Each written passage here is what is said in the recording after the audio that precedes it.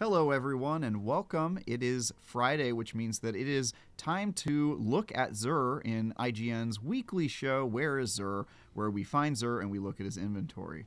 Today, you can find the Xur hanging out at the tower. He is over here in the hangar, and he's hanging out on near some stairs. So let's go check him out.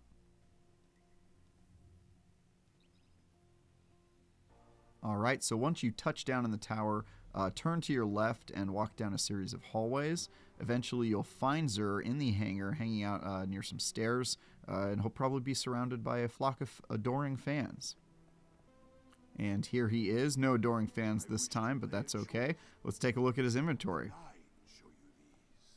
All right, so first he's selling Cerberus +1. This is a pretty interesting auto rifle that shoots bullets out of 4 different barrels. It's kind of an insane weapon, not really part of the meta, but it is fun to have. So if you don't have it, you should pick it up. Then we've got Stompies. This is, of course, a famously good set of exotic hunter leg armor. However, it's pretty low stat, so I would probably skip this one this time. We've definitely seen better rolls from Xur when it comes to Stompies. Then we've got the Dune Marchers. Similarly, this is very good for Titans, but it is 61 overall stats, which is low, so I'd probably skip this as well. And then finally, the Astrocyte Verse, which is a very good exotic for Warlocks. And the good news is it has a pretty great roll. 65 overall stats, 18 of that in mobility. I'm not really a mobility guy when it comes to my Warlock, but some people are.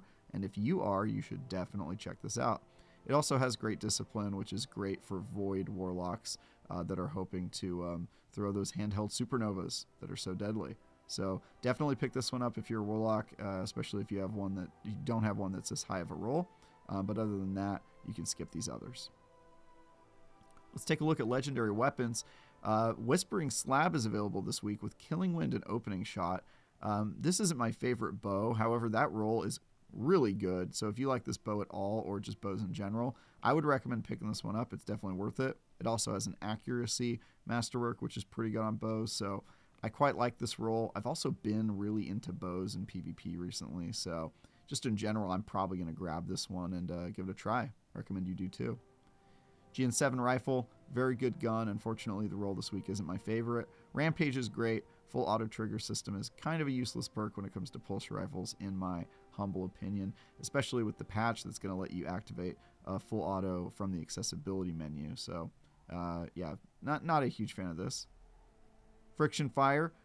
This is a pretty decent weapon. Auto-loading holster is really good on submachine guns. Wellspring, less interesting, but it gets close. If you need a submachine gun, you could do worse. Timeline's Vertex. This is a rubbish fusion rifle with rubbish perks. Don't buy it. Sojourners Tail.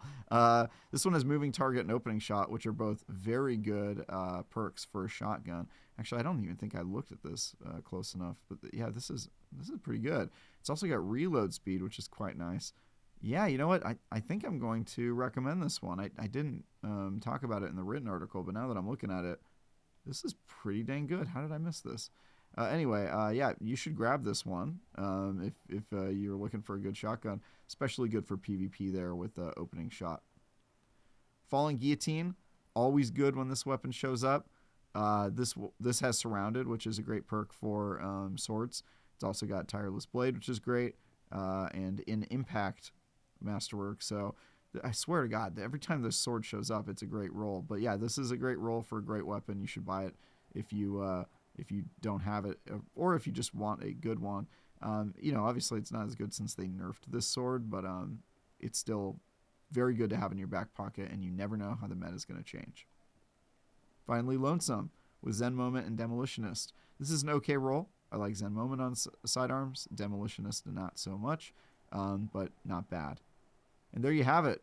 Top picks would probably be Whispering Slab, also obviously Falling Guillotine if you don't have it, and a surprise appearance by Sojourner's Tail, which I kind of forgot Xur was selling. But yeah, that's a good roll. You should check that one out. Moving on to Legendary Armor, we're actually only going to be looking at Warlocks this week because Titans and Hunters got absolutely skunked. But there are some good stuff for Warlocks, so let's check it out. First up, we've got the Gauntlets. These are not great. They do have low mobility, which I am quite a fan of, but 60 overall stats is not worth it. And then we've got the chest piece. This is very good. Again, I'm not a mobility guy, but with 65 overall stats and 20 mobility, 19 discipline, it's sort of spiky in some good ways. If you're trying to do a speedy build that has access to grenades, this can be very good. So definitely recommend grabbing this one. Very good roll. Then we've got the helmet, which is 63 overall. Not bad. 20 intellect is decent. 13 mobility is kind of right in the middle of being spiky and not spiky, and so I kind of hate that, but this is just an okay roll. 63 overall, I can't really recommend picking those up unless you don't have any better options.